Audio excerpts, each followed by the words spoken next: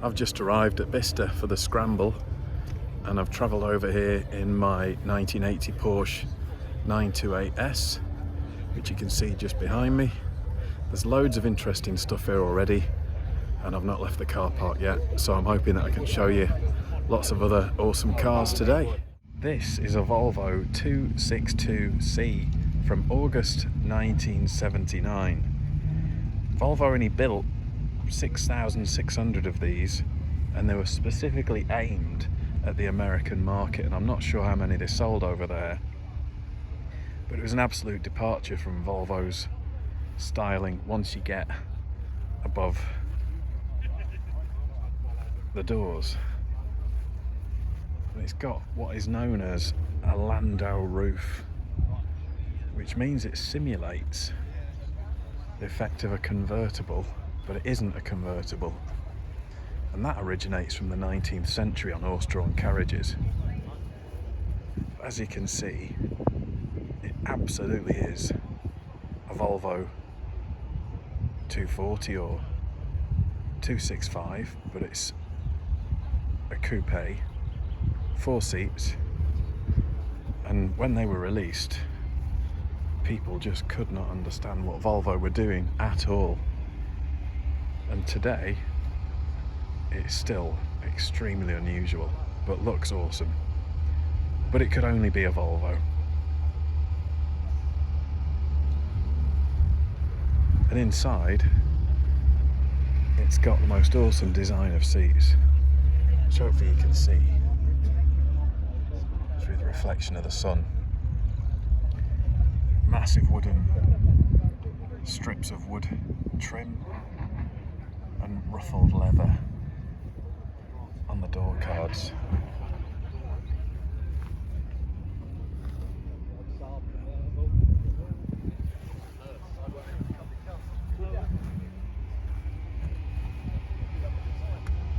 This is really special. One of 60 Alpine B7S Turbos built, and this one is from 1982,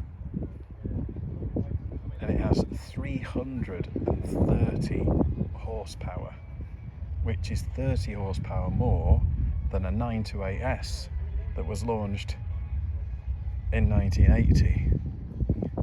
And the B7S Turbo has got 500 Newton meters of torque, which is mad. And it's left-hand drive, it has no sunroof, it has the most perfect Alpine velour seats, the Alpine gear knob and steering wheel.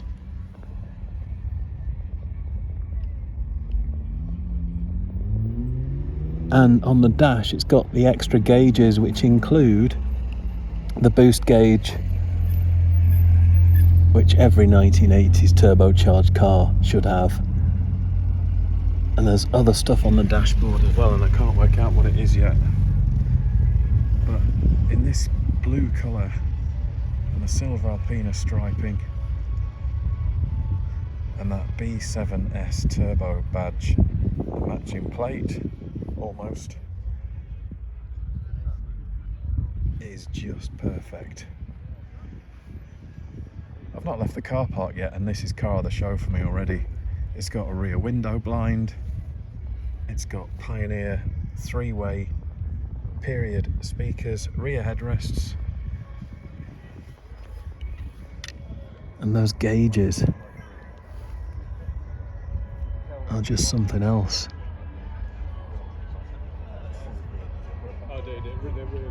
And it's also got something by Webasto,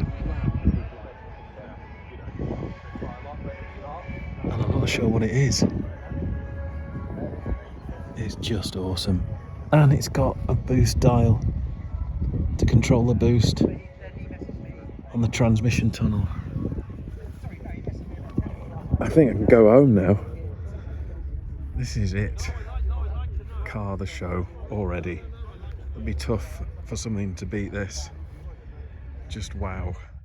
This is a 1 of 5 1988 Pan Henrich Alpine GTA with a wide body conversion. There were 12 convertible conversions built by Pa Henrich, and this is one of 5 that has the wide body kit fitted as well. It's interesting because it's a 1988 car and it's on a J plate, so they've been lucky with the DVLA, or unlucky, whichever way you look at it. It's got the most awesome wide body fitted to it with incredibly deep BBS split rim alloy wheels with a very light magnesium gold centre, and it also has Koenig seats fitted as well, which are fairly closely colour matched to the body. It's a single DIN Blaupunkt radio cassette fitted rather than the double DIN system that you'll see as standard. Even the gear knob is leather trimmed, as is the steering wheel in the same colour. And no doubt it's a turbo. What a thing.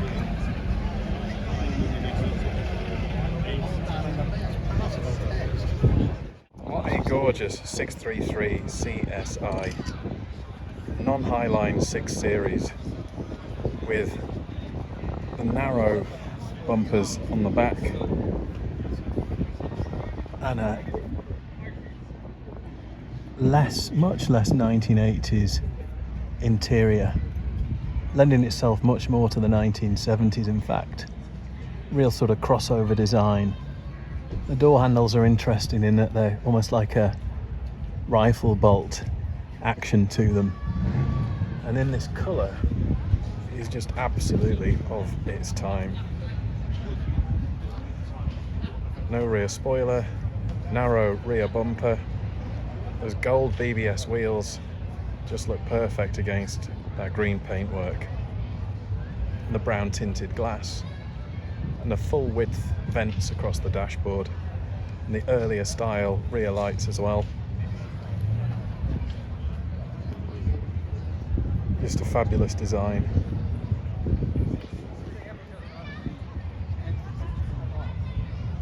I actually think this earlier series of the 6 is much more attractive than the later Highline. You really see the design purity of what was intended. And the most basic computer, which you can see there, as I mentioned, what looks like full width dashboard vents, and that really cool clock that combines the heater speed control as well. And BMW's famous, absolutely clear instruments. This is an absolutely gorgeous Suffix K August 1971 Range Rover in a colour that suits it so well. No headrests on the front seats, an absolutely basic interior, which in 1971 was luxury for a four-wheel drive when people were used to the Land Rover, which at the time would have been an 88 or 109 series. The doors are actually trimmed, and the seats on this one are leather or vinyl, possibly vinyl, probably leather since it's been restored. No vinyl trim on the C-pillars.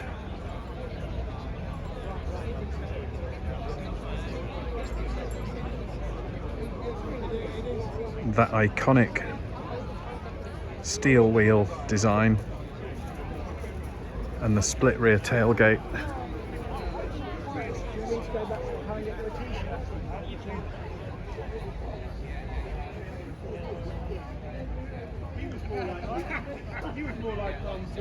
It is absolutely stunning as a shape. They got it right first time, and any Range Rover following this just doesn't cut it for me personally, but sliding rear windows.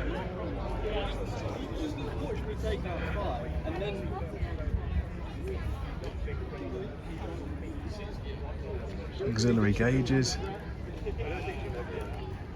aren't present, but likely to have been an option, and so much room in the rear seats. And one thing that's really interesting on this early Range Rover is that you can hand crank the engine through there.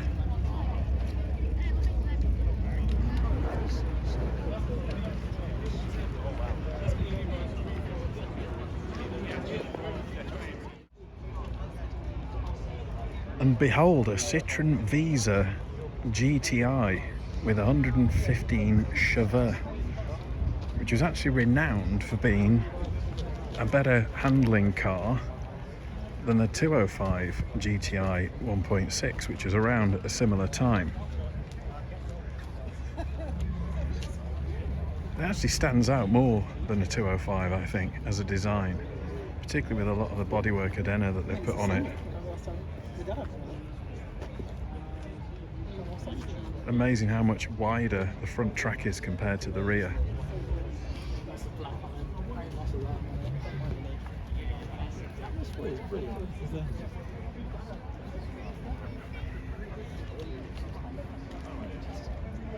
$115 horsepower on something that weighs about 900 kilos was actually a pretty quick car in its day.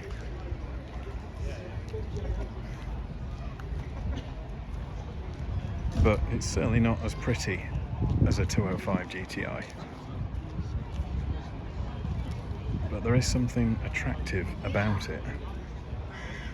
It's a shame they didn't sell more. This is an XJS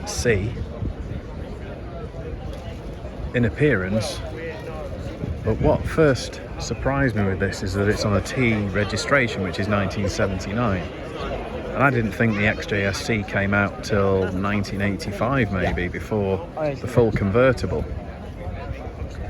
So it must be a prototype, and it is owned by Jaguar Classic. It looks absolutely awesome in this colour with the matching Targa roof and rear soft top section. It's an automatic.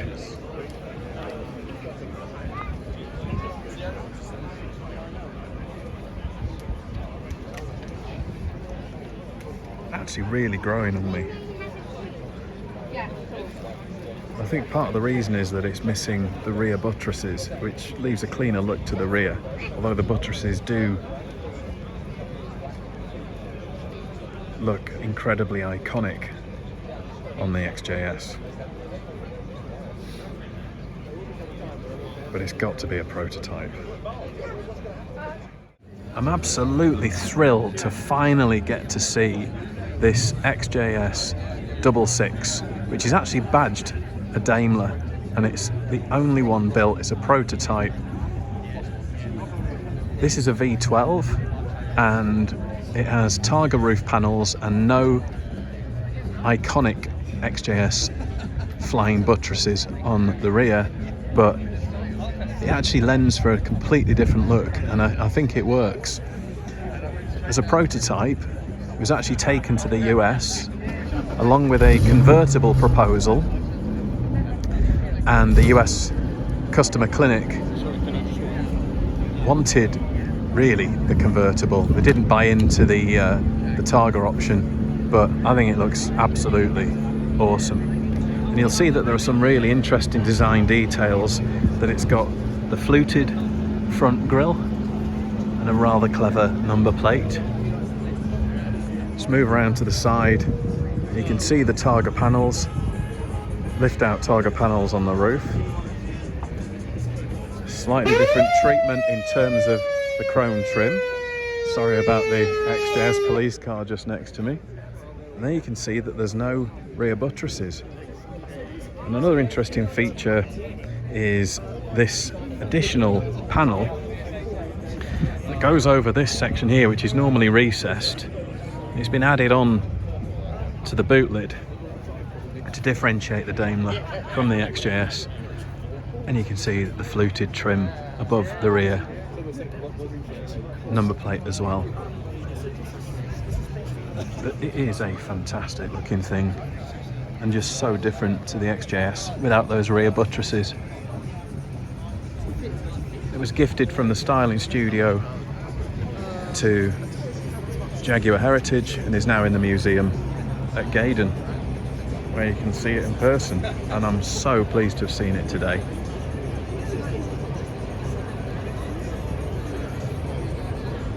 Another interesting fact is that they were considering adding Ferguson Formula four-wheel drive to this as well, and a completely bespoke interior.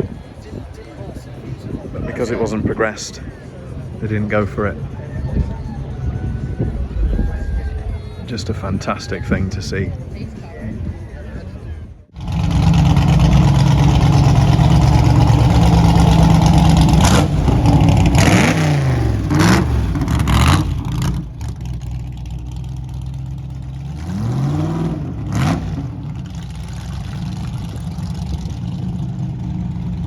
Driving a mini metro, I'm not driving a mini metro, I'm not driving a mini metro, I'm not driving a mini metro.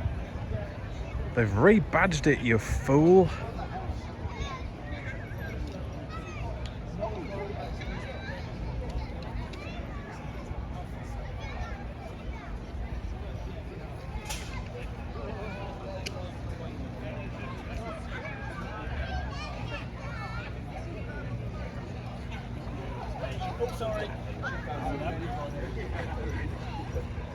Absolutely mint.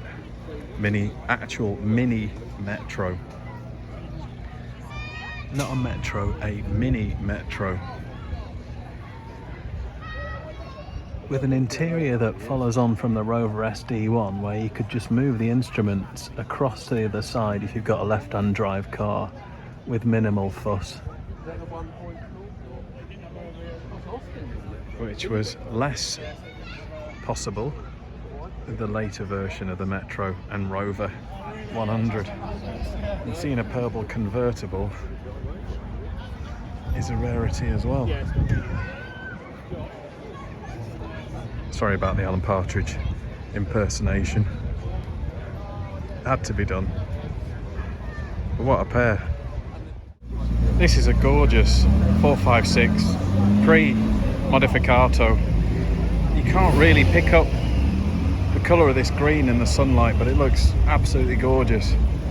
It's got green seat belts, tan leather interior with green carpets, green top roll on the dash, and it's a manual. It's got the original Ferrari badged Sony head unit. It is a perfect specification 456. Hopefully you're picking up this colour, because it is lovely. And it's such an underappreciated design. So 1990s, but so gorgeous. Something about front engine V12 Ferraris since the 356 GT4 2+2, 400 and 412. The 456 is a continuation of that lineage. Just a lovely, lovely car. Fiesta Mark 1 XR2 when it first came out was a real hooligan car. It was such a departure from the dowdy Fiesta in relative terms, and I know there'd been the Super Sport before, but the XR2 really took it to another level with the change to round headlights, the striping,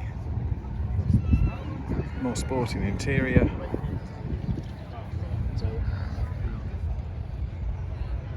And in black, it really is an iconic look.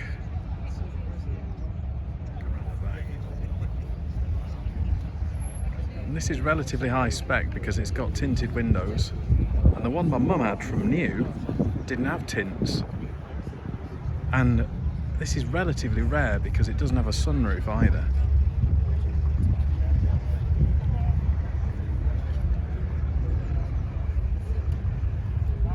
The pepper pot wheels set it off perfectly.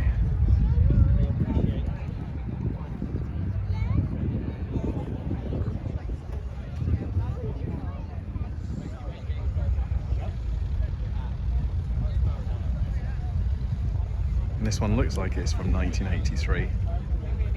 Such a great car. Look at the colour of this 911 3.2 Targa. It's probably from around 1988, late 87, 88. It's perfectly set up with the deeper dish Fuchs rear wheels, and the interior complements it perfectly in that it's sort of a burgundy pinstripe. Targa is detailed in the same colour as the body, and no rear spoiler, which suits the Targa perfectly. You really don't want a rear spoiler on a Targa.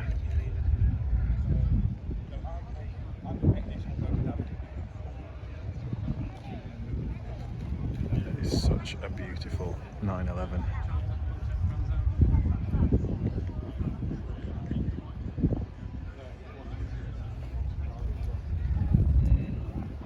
I think it's a sport because of the wheels and the front spoiler. However,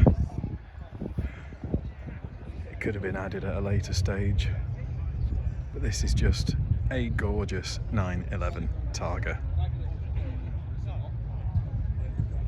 Cars is starting to thin out a bit now, but the range of cars that you get at Scramble is just absolutely wild. Look at this 323.